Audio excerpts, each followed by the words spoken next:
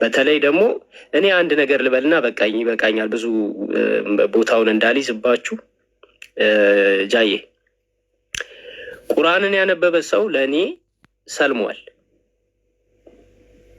ምናልባት እዚህ መጥቶ ቲክቶክ ላይ ሻሃዳ መያዝና ያለመያዝ ጉዳይ አይደለም።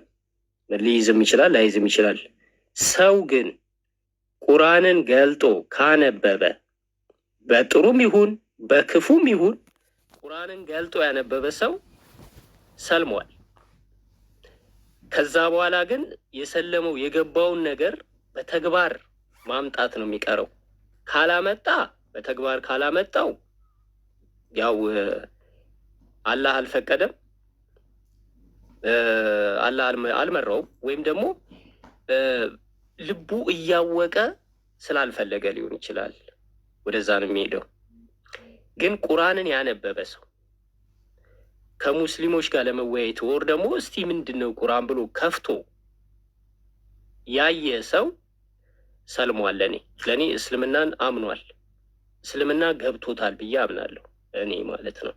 በተለይ ንጽጽር የሚሰሩ ሰዎች እስልምና ላይ ጥያቄ እንፈልጋለን ብለው ኦር ደግሞ ሃይማኖታቸውን ዲፌንድ ለማድረግ ወይም ደግሞ ሙስሊሞችን ካሉበት ጨለማ እናውጣለን ብለው ቁርአንን የከፈቱ ሰዎች ጨለማ ውስጥ እንዳሉ ነው የሚገባቸውና የሚገለጥላቸው።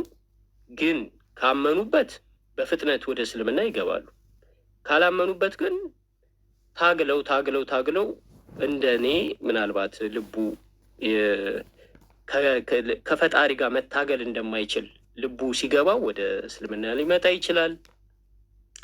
ወይ ደግሞ እንግዲህ አላህ አልፈቀደም ወይም ጊዜው አልደረሰም ሊቆይ ይችላል። እና እኔ ቲክቶክ ላይ እነዚህ ነገሮች ናቸው ሀፕን የሚያደርጉት። ጃዬ እና ሀሳቤ አግኝተዋል ብዬ ተስፋ አደርጋለሁ። ያ እና ይሄን ይመስላል የስንሻውን። እኔ ግን ባይዘው አሁን እፈልገዋለሁ ልጁን፣ እስቲ ኮንታክት አደርገዋለሁ። በጣም ጠፍቷል። ብዙ ጊዜ ነው እኔ ካየሁትም አይቼው አላውቅም። በጣም ከኔ ብዙ ነገሮችን መረጃዎችን ሁላ ነበረ። ከዛ ጊዜ ጀምሮ ከኢምራን ጋር ዲስከሽን ካደረጉ በኋላ ኮንታክት ለማድረግ ሁላ እየሞከርኩ ነበር በቴክስት እና ጠፋብኝ የሆነ ታይም ላይ። በእርግጠኝነት ልጁ ልቡ ክፍት ነው። ልቡ ክፍት የሆነ ልጅ ነው። ንጹህ ልብ ያለው ልጅ ነው እና እስቲ ፈልገዋለሁ፣ አናግረዋለሁ። ከዛ እስቲ ያለውን ነገር አሳውቅሃለሁ። ልጁን ግን ማግኘት ፈልጋለሁ። አመሰግናለሁ። ኡስታዝም መጥቷል። ሰላም አለይኩም ብያለሁ። ቀጥሉ። ወአለይኩም ሰላም ወረሕመቱላሂ ወበረካቱሁ። ኡስታዝ ሰላም አለይኩም፣ እንኳን ደህና መጡ። ወአለይኩም ሰላም ወረሕመቱላሂ ወበረካቱሁ። ሀቢቦች እንደምን ናችሁ? ሰላም ነው? አልሐምዱሊላህ። እንዴት ነው ወንድም መሐመድ እና ወንድም ጃቢር? አላህ ይጠብቃችሁ ባላችሁበት። ቅድም እስሚዞም ውስጥ ነበር ሰብሰብ ብላችሁ ሳያችሁ ሰላም ልበላችሁ ብዬ ነበር። ልጅ ይዤ ነበር የዚያኔ። በሰላም ሰማ አይለኩንም። እርስዎ ደግሞ ቆይ አንድ ሪኩዌስት። አይ ማሻአላህ ከመጡ ሻሪፍ እንትን ነው ምንድን ነው እኔ እስልምናን ከመቀበሌ በፊት አስወርዱኝ አላለም። አይስሚስ የአንተ ፖለቲካ ፈትዬ ላስወርድሽ ትመለሻለሽ። አንተ ቀልማዳን አገባ አስወረዱኝ፣ ፈሪዎችን አስወረዱኝ አላለም። ናገባ እዚህ ምን አመጣው በለው አይደለም ፖለቲካ ይሰራል። አስወረዱኝ ፈርቶኝ። በል ቀጥልና አንተ እንመጣለን። ቀጥል ዱዓን። ማሻአላህ ተባረከ ረሕማን። አላህ ይጠብቃችሁ። አሁን እኛ ጋር ሱብሓነላህ ለይለተል ጁምዓን ያለ ነው። ጁምዓ ምሽት ላይ ነን። የዱዓ ሰዓት ናት ማለት ነው። በቃ የጁምዓ ምሽትም ይሁን ቀንም ይሁን በደንብ ዱዓ የሚደረግበት ሰዓት ነው። በነገራችን ላይ ቅድሞ ወንድማችን መሐመድ ያነሳው ነጥብ አለ። አሁን ወደ መጨረሻ አካባቢ በጣም የተመቸኝ ነጥብ ነው። ቁርአንን ያነበበ ሰው ሰልሟል ያላት ነጥብ ማለት ነው። አላህ ስብሓነሁ ወተዓላ ቁርአን ላይ የተናገረውን ንግግር ነው ያስታወሰኝ። ወላሂ ሱብሓነላህ። አላህ ስብሓነሁ ወተዓላ ቁርአን ላይ ሲናገር ኢቭን ቁርአን ማንበብ ብቻ ሳይሆን ሰኑሪህም አያቲና ፊል አፋቂ ወፊ አንፉሲህም ሐታ የተበየነ ለሁም አነሁ ልሐቅ ነው ያለው። የእኛም ምልክቶችን እኮ ወደ ቀጥተኛው መንገድ ወደ ቀናው መንገድ የሚመራቸውን ነገር ሰኑሪህም አያቲና ፊል አፋቅ አለ። በምድር ዳርቻ በአጠቃላይ እናሳያቸዋለን፣ ማለትም በሚታየው ነገር ውስጥ ሁላ እንታያቸዋለን ማለት ነው። የአላህን ችሎታ፣ የአላህን ስብሓነሁ ወተዓላ ሀያልነት፣ የአላህን አምላክነቱ ደግሞ ከሰው ጋር ሼር የሚያደርገው ነገር ሳይሆን በብቸኝነት መገዛት የሚገባው አምላክ መሆኑን እናሳያቸዋለን። ወፊ አንፉሲህም አለ፣ ራቅ ብለው ሳይሄዱ በራሳቸው በነፍሳቸውም ራሱ እናሳያቸዋለን። በራሳቸው ራሱ ገባህ? እና ውስጥህ ይመጣል። በተለይ አንድ ቁርአን ከተነበበ በኋላ ብዙ ወንድሞቻችን እስልምናን የያዙ ወንድሞች ሲጠየቁ ቁርአን ካነበብኩ በኋላ የተረበሽኩት ነው የሚሉት። ላስ ቁርአን ካነበብኩ በኋላ በቃ ሰለምኩ፣ ውስጤ ሰልሟል። ከራስ ጋር መታገሉ ግን ይኖራል። ለምሳሌ እኮ አሁን ወደ ነቢዩ ሰለላሁ ዐለይሂ ወሰለም ዘመን ራሱ ብንመለስ የነቢዩ ጊዜ ከነበሩ ትላልቅ ነገስታት መካከል አንደኛው ንጉስ እኮ ትልቁ ንጉስ የሚባለው የሩም ንጉስ ነበር። የሩም ንጉስ ሱብሓነላህ በጣም በሚገርም ሁኔታ ምን አደረገ መሰላችሁ? ለመስለም አቀደና መጀመሪያ ከመስለሙ በፊት ከአረብ ሀገር መልእክት ተልኮልኛል ብሎ ከአረብ ሀገር የመጡ ሰዎችን ሰብስቡልን ብሎ ሰብስቦ እና አቡ ሱፊያንን አግኝቶ አናገራቸው ይባላል። ሐዲስ ላይ ነው ያለው ነገር። እና አቡ ሱፊያንን ጠርቶ ስለ ነቢዩ ሰለላሁ ዐለይሂ ወሰለም አንዳንድ ነገሮችን ጠየቃቸው። ሲጠይቃቸው ሲመልሱለት በቃ ተረዳ ነቢዩ ሰለላሁ ዐለይሂ ወሰለም ትክክለኛ ነቢይ መሆናቸውን። ተከታዮቹ ይጨምራሉ ወይስ ይቀንሳሉ ሲል ይጨምራሉ በየቀኑ ተባለ። መልካም። የሚከተሉትስ ሀብታሞች የሰዎች በላይ የሚባሉት ናቸው ወይስ ድሆች ደከም ከሚያሉት ናቸው ሲባል አይ ደከም ከሚያሉት ናቸው እሱን የሚከተሉት ተባለ። በዘሩ ውስጥስ ችግር አለበት ማለትም እናት አባቱ በዝሙት የተገኘ ምናምን ነው ወይስ ብሎ ሲጠይቅ ኧረ በጣም ጥርት ካለ ቤተሰብ ነው የተወለደው በደንብ አድርገን እናውቀዋለን ተባለ። እያለ ብዙ ጥያቄ ጠየቀና በስተመጨረሻ በእርግጠኝነት አሁን እንደነገራችሁኝ ከሆነ እኔ የምቀመጥባትን ወንበር ይወርሳታል አለና ምን አደረገ መሰላቸው? አምኗል። ሰውየው አውቋል በውስጡ። ሰዎችን ሰበሰበ ይባላል። እዚያ አጠገቡ ያሉትን ከሱ ጋር የሚገዙትን ሰዎች ሰበሰበና ምን ይላቸዋል? እንዲሁ የሆነ ነቢይ መጥተዋልና እንዴት ትላላችሁ ይሄን ነቢይ ብንከተል ሲባል ልክ እንደ አህያ ነበር የተወራጩት ይባላል። እንደ በረገገ ፈረስ ተሯሯጡ። እንዴት አድርጎ ነው ይህን አዲስ ሃይማኖት ልቀበል የሚል በሚል ማለት ነው። ከስልጣኑ እንደሚሻር ገባው። ያለውን ነገር ሁላ እንደሚያጣ ገባው። ከዚያ ምን አደረገ? እናንተን ለመፈተን ብዬ እንጂ እኮ እኔማ አላሰብኩትም። እንዴት አድርጌ አስበዋለሁ? የእናንተ ንጉሥ ሆኜ አላቸው። ክርስቲያን ነበር ሰውየው። ቀጠለ ማለት ነው። በዚያው መንገድ ላይ ቀጠለ። ሐቁንስ አግኝቶት ነበር። ሐቁን አውቆታል። ማወቅ ብቻ አይደለም ሐቅ እንደሆነ ከመካ ሀገር ለመጡ ሙሽሪኮችም ተናግሯል። ጭራሽ በጊዜው ሙሽሪክ የነበሩ እንደነ አቡ ሱፊያን ያሉት ነግሯቸው ነበር። ግን እስልምና ከመግባት ያገደው ነገር ምን ነበር? ስልጣኗ ነበረች። ትልቅ ስልጣን ነበር። ያ ስልጣን አሁን አመድ ሆነዋል። ጊዜውም አልፈዋል። ስልጣኑም አመድ ሆነዋል። ዛሬ ላይ ሌላ ሃይማኖት ውስጥ ያላችሁ ወገኖቼ ይህ ወላሂ በጣም ነው የምታሳዝኑኝ። በጣም ማለት ነው። ለምን በሉኝ። አንደኛ ነገር እናንተ ጋር ያለውን ነገር አይደለም የለበሳችሁትን ያደረጋችሁትን የሃይማኖታችሁን መነጽር አውልቃችሁ ይቅርና መነጽሩን አድርጋችሁት ራሱ የክርስትናውን መነጽር አድርጋችሁ ራሱ ከስላሴ ጋር ቁጭ ብላችሁ ብታወሩ ራሱ እኮ መልስ ይሰጣችኋል እኮ ስላሴው ራሱ። ከስላሴ ጋር ቁጭ ብላችሁ ከኮንሰፕቱ ጋር ራሱ ብታወሩ መልሱን ታገኛላችሁ ውስጣችሁ ማለት ነው። መጽሐፍ ቅዱስ ላይ ገብታችሁ ደግሞ ምን እንደተጻፈና ምን ያክል እንደሚጋጭ ስትመለከቱ ይገባችኋል። በነገራችን ላይ ሰሞኑን የሆነ መጽሐፍ ሳነብ ነበር። ያንን መጽሐፍ ካነበብኩ በኋላ መጽሐፉ ስለ ትንቢቶች ነው የሚናገረው። ያልተወራላቸው ትንቢቶች ነው የሚለው ርዕሱ ራሱ ማለት ነው። በአረብኛ ነው። ያንን መጽሐፍ አንብቤ ወላሂ በጣም ነው የተገረምኩት። ማለት ያልተተረጎሙ ቢተረጎሙም በሰፊው ያልተስፋፋ ብዙ ሰዎች ጋር ያልደረሱ ትንቢቶች በሚል ነው። ለምሳሌ ሄኖክ መጽሐፈ ሄኖክ ላይ ያለ ትንቢት አለ። አንድ አሁን የሳምንታት ትንቢት ነው የሚባለው ምዕራፍ 30 5 አካባቢ ላይ ነው ያገኘሁት ያን ነገር። የሚገርማችሁ ነገር አረብኛውን አገኘው፣ እንግሊዝኛውን ፈላልጌ አገኘው። ያን ነገር በደንብ አድርጌ ትክክለኛውን ኮንሰፕት እንትኑን ለማግኘት ወረቀቱን ለማግኘት እየፈለግኩ ሄጄ መጨረሻ የት ነው ያገኘሁት? የኢትዮጵያ ኦርቶዶክስ ቤተክርስቲያን ናት ይሄንን መጽሐፍ በስተመጨረሻ አምናበት 80 አህዱ ውስጥ ነው ያለው መጽሐፉ፣ መጽሐፈ ሄኖክ ማለት ነው። 35ኛው ምዕራፍ ላይ ነው ያለው።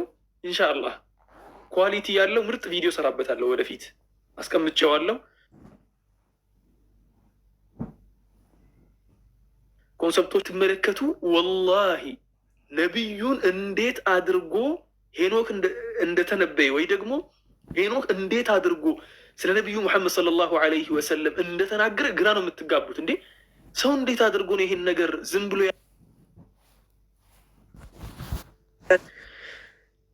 ደግሞ በቁጥር ነው የተቀመጠው። የሚገርመው ነገር በቁጥር የተቀመጠ ነገር ነው። ታት ሚንስ የዘመን ቁጥር አለው እና ኢንሻአላሁ ተዓላ በሰፊው እሰራበታለሁ። ያንን ከሰራሁበት በኋላ በኢዝኒላሂ ተዓላ ክርስቲያኖችም እዚያ ውስጥ ያለውን ነገር በደንብ አድርገው ይመለከቱታል ብዬ አስባለሁ። በደንብ አድርገው ውስጥ ያለውን ነገር ይረዱታል ብዬ አስባለሁ። ያ ብቻ አይደለም፣ 2፣ 3፣ 4 ትንቢቶችን አመጣለሁ ወደፊት በኢዝኒላህ። አሁን ደግሞ የሚገርማችሁ ነገር ዛሬ ራሱ ያንን ቪዲዮ ሰራለሁ ካልኩ በኋላ የሆነ የጀመርኳት ቪዲዮ አለች መራቂል ዋዒ የሚባል። ያንን ቪዲዮ ሳልጨርስ እንኳን ይሄኛውን አልጀምርም አልኩኝ። መራቂል ዋዒ ደግሞ ሰፋ ያለ ቪዲዮ ነው። ከራሴ ጋር ግብ ውስጥ ገብቻለሁ። እስቲ ኢንሻአላህ ጊዜ ሳገኝ ይሄንን ቪዲዮ በኳሊቲ ሰራዋለሁ ብዬ አስባለሁ። መጽሐፉ ደግሞ ትንቢቱ የተነበየው በቅርቡ አይደለም ትንቢቱ የተነበየው። ትንቢቱ የተተነበየው በጣም ጊዜውን በጣም አቅርበው ያስቀመጡ ሰዎች፣ በቅርቡ ነው ይህ መጽሐፍ የተጻፈው ብለው ያስቀመጡ ሰዎች ከኢየሱስ ክርስቶስ መወለድ በፊት በ100 ዓመት ነው ያሉት። ራቅ ያደረጉት ደግሞ እስከ 300 ዓመትም ማለትም እስከ 3ኛው ክፍለ ዘመን ከኢየሱስ ውልደት በፊት ከዓመተ ምህረቱ በተቃራኒው ማለት ነው። ቢሲ የሚባል አለ አይደለ? ኤዲ እና ቢሲ አይደለም የሚቆጠረው። ቢሲ ቢፎር ክራይስት 300 ዓመታት ያስቀመጡላቸው አባቶች አሉ። ይሄን ነገር ማለት ነው። መጽሐፉ ከኢየሱስ ክርስቶስ መወለድ በፊት በጣም የታወቀ መጽሐፍ ነበር። መጽሐፉ የተነበዩት ነቢይ ደግሞ ሄኖክ የሚባሉት በክርስትና፣ በእስልምና ደግሞ ነቢዩላህ ኢድሪስ ናቸው። በኢስላም ነቢዩላህ ኢድሪስ ነው የሚባሉት እሳቸው። እና ነቢዩላህ ኢድሪስ ዓለይህ ሰላም የኖሩት ደግሞ ከነቢዩላህ አደም ዓለይህ ሰላም 700-600 ምናምን ዓመት ገደማ ነው። 6 ቁሩኖች ናቸው መሀላቸው ያለው ማለት ነው። ነቢዩላህ አደም እና ነቢዩላህ ኢድሪስ መካከል ያለው እና ኢንሻአላህ እስቲ ይሄን ነገር በደንብ አድርጌ በሰፊው ለማስቀመጥ ሞክራለሁ ቪዲዮ ላይ። ቪዲዮው ደግሞ ሊረዝም ይችላል። እውነተኛውን መንገድ የሚፈልጉ ስለ መጽሐፍ ቅዱሳቸው በደንብ አድርገው መረዳት የሚፈልጉ ብዙ ክርስቲያኖች አሉ። በተለይ በመጽሐፍ ቅዱስ ጉዳይ ግራ የተጋቡ ብዙ ክርስቲያኖች አሉ። እነሱ ይረዱበታል ብዬ አስባለሁ።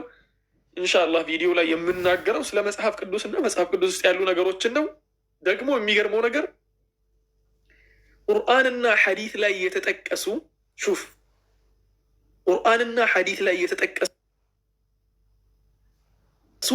ትንቢቱ ላይ ማለት ነው እንዴት ተደርጎ ከትንቢቱ ጋር እንደተገናኘ ያስረዱኛል። ማስረዳት የሚችል ሰው ካለ ማለት ነው። እና ያኔ ያለው እስቲ ኢንሻአላህ አላህ የነገ ሰው ይበለን። ቪዲዮ ኢዝኒላህ ላይ የምሰራው ይሆናል ማለት ነው። ወንድሞችና እህቶች አላህ በዚህ ዱንያ እንደሰበሰበን በጀነት የሚሰብስበን። አላህ በዚህ ዱንያ እንደሰበሰበን በጀነት የሚሰብስበን። የዛሬ 10 ዓመት ሁላችንም አንተዋወቅም ነበር። የዛሬ 5 ዓመት ሁላችንም አንተዋወቅም ነበር።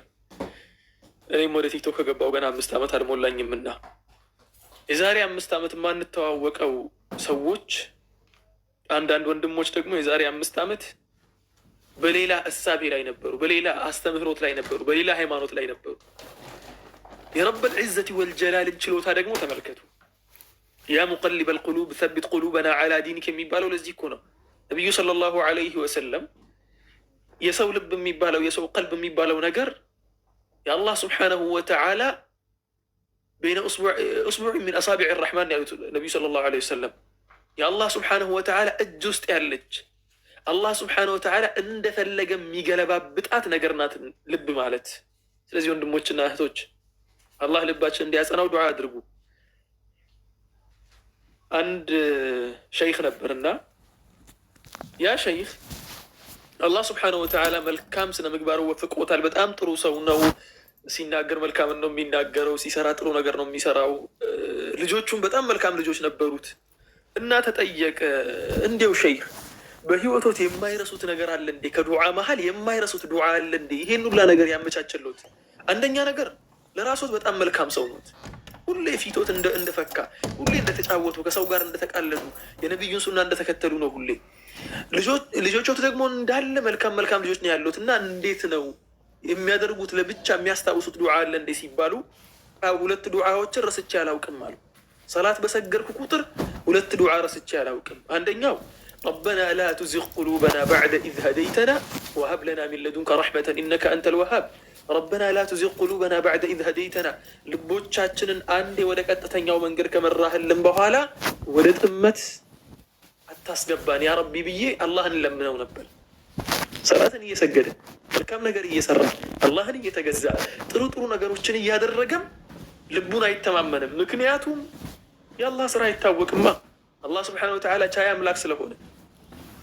ሁለተኛው የማልረሳው ዱዓ ደግሞ ረበና ሀብ ለና ሚን አዝዋጅና ወዙርያቲና ቁረተ አዕዩኒን ወጀዐልና ሊልሙተቂነ ኢማማ። ረበና ሀብ ለና ሚን አዝዋጅና ወዙርያቲና፣ አላህ ሆይ ሀብ ለና ለግሰን፣ ሚን አዝዋጅና ወዙርያቲና ከሚስቶቻችን እንዲሁም ደግሞ ከዘርዘሮቻችን ወይ ደግሞ ከልጆቻችን ከቤተሰቦቻችን በአጠቃላይ ለግሰን። ቁረተ አዕዩኒን የአይኖቻችን ማረፊያ የአይኖቻችን መደሰቻ የሆኑትን መልካም ሚስቶችን፣ መልካም ልጆችን፣ መልካም የልጅ ልጆችን ወፍቀኝ ብዬ ለምነው ነበር አላህን ስብሓነሁ ወተዓላ። እነኚህ 2ቱን ዱዓ አልዘነጋም ማለት። ከስር አስምሬ የምነግራችሁ 1 ነጥብ ደግሞ አለኝ። ዱዓ ካደረጋችሁ ደግሞ በእርግጠኝነት ረበል ዒዘቲ ወልጀላል ቃል እንደገባው ሁላ ዱዓ አድርጉ እቀበላችኋለሁ ብሏል። አላህ ስብሓነሁ ወተዓላ ቁርአን ላይ ሲናገር እኮ ሐታ ስለ ዱዓ ጉዳይ ሲናገር ኡድዑኒ አስተጂብ ለኩም ብቻ እኮ አይደለም። ወንጀል ሰርታችሁ እንኳን ወደ አላህ መታችሁ ተዋድቃችሁ አላህን ብትለምኑት ቁል ያ ዒባዲየ አለዚነ አስረፉ ዐላ አንፉሲሂም ላ ተቅነጡ ሚን ረሕመቲላህ። እንዲያው ከአላህ ስብሓነሁ ወተዓላ ረሕመት እኮ ተስፋ መቁረጥ የነበረበት ማን ነው? አላህ እንዲህ ብዙ ጸጋ ብሎልን መልካም ነገር ሰጥቶን እንዲህ ጥሩ አድርጎ ፈጥሮን ቀጥተኛውን መንገድ አሳይቶን ይህን ሁላ ነገር ካደረገልን በኋላ ወንጀል እንሰራለን፣ እንሳሳታለን። ከተሳሳትን በኋላ ግን አላህ ስብሓነሁ ወተዓላ ምን ይለናል? መሳሳታችሁን አይደለም ቁል ያ ዒባዲየ አለዚነ አስረፉ ዐላ አንፉሲሂም፣ እናንተ በነፍሶቻችሁ ላይ ከድንበር የተላለፋችሁ ሰዎች ሆይ፣ ነፍሶቻችሁን የበደላችሁ ሰዎች ሆይ ላ ተቅነጡ ሚን ረሕመቲላህ፣ ምንም ያክል ብታጠፉ፣ ምንም ያክል ወንጀል ብትሰሩ፣ ምንም ያክል ከአላህ መንገድ ብትርቁ ላ ተቅነጡ ሚን ረሕመቲላህ። በዚህ ነጥብ ላይ ትምህርት ይሆናል ብዬ ነው የማስበው፣ ሁላችንም ማለት ነው። ወንጀል ስንሰራ ሳላስበው ወደ 2ኛ ቶፒክ እየገባሁ ነው፣ ልግባ፣ ችግር የለውም ስለሚጠቅምም ማለት ነው።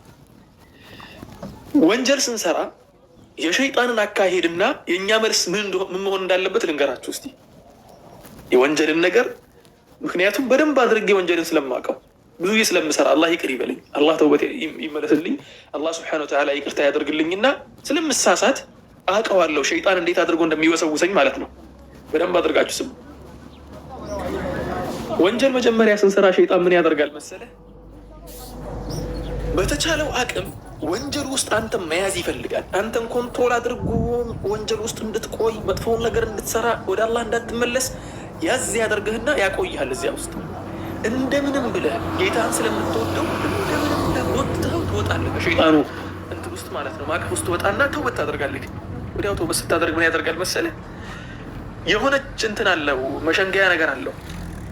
ብትሄድም ችግር የለውም ሂድ ትመለሳለህ፣ መቼስ ይላል። ሂድ ችግር የለውም ትመለሳለህ፣ ትሄዳለህ።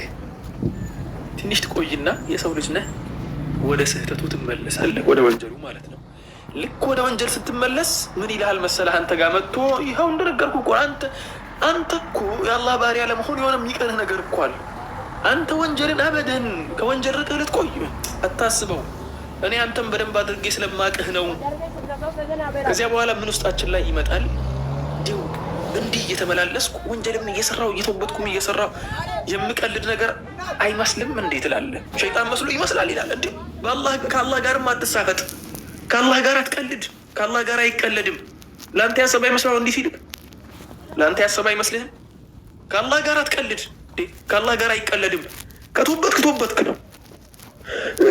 እንትን ካልክ ደግሞ ወንጀል ከሰራህ ደግሞ ከዚያ በኋላ ክላስ ልብህ ውስጥ ምን ይፈጠራል መሰለህ? አስሬ ከምመላለስ እንዲሁ ሰብሰብ አድርጌ ያጠፋሁትን ላጥፋና ከዚያ በኋላ ልመለስ ትላለህ። ነቢዩ ደግሞ ሰለላሁ ዐለይሂ ወሰለም የተናገሩት ሐዲስ አለ። ነቢዩ ሰለላሁ ዐለይሂ ወሰለም ከተናገሩት ሐዲሶች መካከል እኔ ሁሌ ከማስታውሰው አንደኛው ምን መሰለህ? አንድ ባሪያ የሆነ ወንጀል ሲሰራ ኑክተት ዐላ ቀልቢ ኑክተቱ ሰውዳ ግበታል አሉ፣ ጥቁር ነጥብ። ተውበት ካደረገ ደግሞ ይጠፋለታል። በወንጀሉ ላይ ወንጀል ከጨመረ ሌላ ሁለተኛ ነጥብ፣ ሌላ ወንጀል ሌላ ሶስተኛ ነጥብ እያለ ይጨምራል። ሌላ አያ ደግሞ አለ የአላህ ስብሓነሁ ወተዓላ ንግግር ላይ ምን ይላል? ፈለማ ዛጉ አዛገ አላሁ ቁሉበሁም። ስህተትንና ወንጀል ላይ መቆየትን ሲመርጡ ደግሞ አላህም ያንን ጥመት አገራላቸው አለ። ሚንስ አንድ ሰው ጥመት ላይ መቆየትን በመረጠ ቁጥር ልቡ እየደነደነ ወደ መጥፎነቱ እንትን እያለ እያገረሸበት ይመጣል ማለት ነው። ወደ አላህ ከመመለስ ይልቅ ወደ ወንጀሉ መጎተትና ወንጀልስ መቆየቱ እያማረው እየቀረበው ይመጣል። ሹፍ ከዚያ ሸይጣን ምንድን ነው የሚፈልገው? ይሄን ነገር ነው በቃ የሚፈልገው። እዚች ደረጃ ላይ መድረስ ነው የሚፈልገው። 5 6 7 8 ወንጀል ያሰራህና ሰብሰብ ያስደርግሃል። ከዚያ በኋላ ተውበት ብታደርግም እሱ ችግር የለበትም። ምክንያቱም ከዚህ በኋላ የሆነ አንተን የሚፈልግበት ላይን ስላለው ማለት ነው። ምን ያደርግሃል መሰልክ? ተውበት ስታደርግም ዝም ይልሃል። ሄደህ ተውበት ታደርጋለህ። እንዲሁም ቃል ሁላ እንድትገባ ሊገፋፋህም ቁጭ ብሎ ሊመለከትህም ይችላል ሸይጣን። ባይደወይ ቃል እንድትገባ ለአላህ ቃል እንድትገባለት አንተማ ከዚህ በኋላ ምርጥ ያላ። በተለይ ረመዳን ሲደርስ አስተውላችሁ ከሆነ ረመዳን ሲደርስ እኮ ለአላህ ቃል የሚገቡ ብዙ ሰዎች አሉ። ብዙዎቻችን ለአላህ ቃል እንገባለን እኮ ረመዳን ሲደርስ። ለምን እንደሆነ ታውቃላችሁ? ወላሂ አላህን ስለምንወደው ብቻ። አላህን ስለምንወደው ረመዳን ሲደርስ ከአላህ ጋር ያለን ቀረቤታ በጣም ጠንከር ያለ ስለሆነና ውዴታችን በጣም የጨመረ ስለሆነ በዚያ በውዴታ ውስጥ ሆነን ለአላህ ቃል እንገባለታለን። ከዚህ በኋላማ ኢንሻአላሁ ተዓላ አበደን አላህ ሆይ ቃል እገባልሃለሁ እንዲህ አይነት ወንጀል ውስጥ አልገባም ትላለህ። ድፍን የረመዳንን ወር በመልካም ስነ ምግባር ነው የምታሳልፈው። ድፍን የረመዳን ወር ረመዳን ብቻ አይደለም ከረመዳን በኋላም ሊቆይ ይችላል። ወላሂ ረጅም ጊዜ ማለት ነው። ረጅም ጊዜ ልትቆይ ትችላለህ መልካም ስራው ላይ፣ ማንም አይናገርህም። ልክ እዚያ ላይ መቆየትህን ሲያውቅና ልብህ ወደ መልካም ነገሩ በደንብ ማዘንበሉን ሲያውቅ ይመጣልሃል። እንደምንም ብሎ በላይ በታች ወንጀል የሚባል ነገር ከራቃችሁ በኋላ በደንብ አድርጋችሁ ስሙኝ እስቲ። ወንጀል የሚባል ነገር ከራቃችሁ በኋላ ወደ ወንጀሉ የሚገፋፏችሁን ሰዎች ከራቃችሁ በኋላ መጥፎ ጓደኛን ከዘጋችሁ በኋላ ልክ ልባችሁ ተመልሶ በስርዓት መልካሙን መንገድ ይዛችሁ መጓዝ ስትጀምሩ፣ ትክክለኛው መንገድ ላይ መሄድ ስትጀምሩ ተደውሎላችሁ አይታወቅም ከዚህ በፊት አታውቁም? ተደውሎላችሁ አታውቁም ከዚህ በፊት? እነዚያ መጥፎ የምትሏቸው ጓደኞች ከዘጋችኋቸውና ዜሮ ካደረጋችኋቸው በኋላ በፊት ደውለው ማያውቁ ሰዎች ደውለውላችሁ አያውቁም? ይደውላሉ። ለምንድነው የሚደውሉት? ተልኮ አለ። ይደወላል፣ ትወተወታለህ፣ ትረበሻለህ፣ በቀኝ በግራ ትባላለህ። በግድ ጎትቶ ሸይጣን ወደ ነበርክበት ወንጀል ያስገባሃል። ከዚያ በኋላ خلاص አንተና እሱ ተጃለሳችሁ ማለት ነው። ምን ይልሃል መጥቶ خلاص አንተ እኮ መጀመሪያ ሲመክሩ እኮ አትሰማም ይልሃል። خلاص ነግሬህ ነበር መጀመሪያም አንተ አትረባም፣ አንተ የኔ ጓደኛ ነህ፣ خلاص አንተ ውሸታም ነህ፣ ኢማን ራሱ የለህም፣ በአላህ አላመንክም ይልሃል። ወላሂ አንዲት እህታችን እኔ ጋር መጣ፣ ወንድሜ ሙዓዝ አለችኝ። አቤት ወላሂ ወንጀል እየተወበትኩ እየተመለስኩ ወንጀል እየሰራሁ እየተወበትኩ እየተመለስኩ በስተመጨረሻ ካፊር መሆኔ እየተነገረኝ መጣ አለች። ማን የነገረሽ አልኳት። ልቤ እየነገረኝ መጣ አለች። ልቧ አይደለም የነገራት ሸይጣን ነው። አጠገቧ ተቀምጦ አንቺ ካፊር ነሽ፣ አላህን አትፈሪው፣ አላህን አታመልኪው፣ የምታመልኪው ነፍስሽን ነው እያለ እንድታምኚው ያደርግሻል ወይ ደግሞ እንድታምነው ያደርግሃል። የሚፈልገው ያ ነው። ሸይጣን የሚፈልገው ያንን ነጥብ ነው። በቃ خلاص ነብዩላህ ያዕቁብ እኮ የተናገረው ነገር እኮ ነበር እኮ لا تيأسوا من روح الله إنه لا ييأس من روح الله إلا القوم الكافرون። ከከሃዲያን ውጭ እኮ ከአላህ ስብሓነሁ ወተዓላ እዝነት ማንም ተስፋ አይቆርጥም አለ። ስለዚህ ሸይጣን ካንተ የሚፈልገው ሌላ ነገር አይደለም፣ አንድ ነገር ብቻ ነው። በቃ ተስፋ እንድትቆርጥ ብቻ። ተስፋ የምትቆርጥ ከሆነ ሌላ እህታችን ደግሞ የዛሬ 3 ዓመት ነው ወንድሜ ሙዓዝ እንዲህ አይነት ወንጀል እኔ ይቅርታ አድርጊልኝ እህት ያልኳት፣ ወንጀልሽን ለእኔ መዘርዘር የለብሽም። ምክንያቱም ምን የንስሐ አባት አይደለሁም። እስልምና ውስጥ የንስሐ አባት የሚባል ነገር የለም። የንስሐ አባት ከአንተ ራስህ ነህ። ወንጀል ሰርተሃል አይደል? ራስህን ሰትረህ ወደ አላህ መጮህ ነው። የንስሐ አባት አይደለሁም እኔ ጋር አትናገሪ አልኳት። ኡስታዝ አለችኝ እኔ ይቅርታ አድርግልኝና በቃ ተውበት አድርጌ ራሴን ማጥፋት ነው የምፈልገው አለች። ወላሂ አልዓዚም ተውበት አድርጌ ራሴን ማጥፋት ነው የምፈልገው። ምክንያቱም ከዚያ ወንጀል ራሴን መያዝ አቅቶኛል። ያ ወንጀል ደግሞ በነገራችን ላይ ሁላችሁም ተኸይሉ ከምታደርጉት በላይ ከባድ ወንጀል ነው። በጣም ከባድ ወንጀል፣ በጣም ከባድ። ሁላችሁም ገስ ማድረግ አትችሉም። ከባድ ወንጀል ነው እና ስሚኝ አልኳት እህቴ፣ ራስሽን ያጠፋሽ ቀን ሸይጣን የሚፈልገው እሷን ነጥብ ነው። ሸይጣን በነገራችን ላይ የሚፈልገው እኮ የሰው ልጅ ከዱንያም ከአኺራም እንዳይሆን ማድረግ አይደል? መጀመሪያም እኮ ከጀነት የተባረረበት ምክንያት እኮ አባታቸው ኢብሊስ ከጀነት ሲባረር የተባረረበት ምክንያት እኮ ይቺ ነጥብ ናት እኮ። ይቺ እህታችን ግን አላህን ከመፍራቷ የተነሳ አላህን ከመውደዷ የተነሳ በቃ በዚህ ወንጀል ላይ ሆኜ ከምሞት ተውበት እንዳደረግኩ ራሴን ባጠፋስ የሚል ነገር ነው ውስጧ አይመጣላት። ያን ነገር እሷ በጣም ምርጥ ሀሳብ ያመጣች መስሏታል። ሀሳቡን ግን ያመጣላት ሸይጣን ነበር። ስለዚህ ወንድሞችና እህቶች ሸይጣን የሚፈልገው ያንን ነው። መፍትሄውን ደግሞ ላስቀምጥላችሁ። ራሴን በጣም ወንጀለኛ ስለሆንኩ ሁሌ የምጠቀምበትን ሁላችንም ይጠቅመናል ብዬ የማስበውን ነገር ላስቀምጥላችሁ። አንድ ግለሰብ የሆነ አካል ላይ አንድን ጥፋት ከሰራ፣ በደንብ አድርጋችሁ ስሙ። የሆነ አካል ላይ አንድን ጥፋት ከሰራ ያንን ጥፋቱን ለማረም ከወሰነ ሽማግሌ ይዞ ነው አይደል ሰውየው ጋር የሚሄደው። ሰውየው ሽማግሌ የማይቀበል ከሆነ ግን መራቅ ይሻለዋል። ማለትም ከሱ ፊት መጥፋት ይሻለዋል። ያን ወንጀል ሰርቶ ድጋሚ እሱ ፊት ከሚቀርብ መጥፋት ይሻለዋል። አላህ ስብሓነሁ ወተዓላ ዘንድ ተይዞ የሚኬድ ሽማግሌ ደግሞ መልካም ስራ ነው። ወስተዒኑ ቢሰብሪ ወሰላህ ነው የተባልነው። መልካም ነገር ላይ ትዕግስት ማድረግና ዒባዳን ማብዛት ነው። ወደ አላህ ለመቅረብ አንድ ባሪያ ወደ አላህ መቅረብ ሲፈልግ የሆነን ሰው ይዞ የሆነን ሽማግሌ ይዞ አይደለም አላህ ፊት የሚቀርበው። አላህ ፊት የሚቀረበው ሽምግልና ሊቆምልን የሚችለው ነገር መልካም ስራችን ነው። ጥሩ ስራ የሰራ ሰው፣ መልካም ስራ የሰራ ሰው፣ ዒባዳ ያደረገ ሰው በዚያ መልካም ስራው ነው ወደ አላህ የሚቃረበው።